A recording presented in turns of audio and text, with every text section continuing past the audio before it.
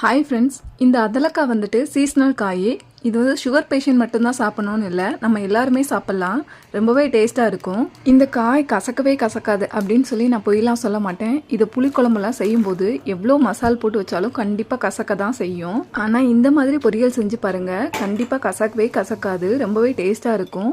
Snacks மாதிரி எடுத்து சாப்பிட்லாம், அவ்வளோ நல்லா இருக்கும். அதலக்காவோட காம்பெல்லாம் க்ளீன் பண்ணிவிட்டு 1க்கு 3 தடவை நல்லா வாஷ் பண்ணிவிட்டு கடாயில் கொஞ்சம் எண்ணெய் சேர்த்து விட்டு க்ளீன் பண்ண அதலக்காய், கொஞ்சமாக மஞ்சள் தூள், தேவையான உப்பு, தனி மிளகாய் தூள் இது எல்லாம் போட்டு நல்லா அந்த அதலக்காயில் உள்ள தண்ணி வற்றி எண்ணெய் பிரிஞ்சு வர்ற அளவுக்கு நல்லா சுருளை வதக்கி விடணும். காயை அப்பப்போ திறந்து காயை லைட்டாக தான் கிளறி விடணும். ரொம்ப கிளறினோன்னா காய் வந்து வெடிச்சிடும், அப்புறம் சாப்பிட்றதுக்கு நல்லா இருக்காது.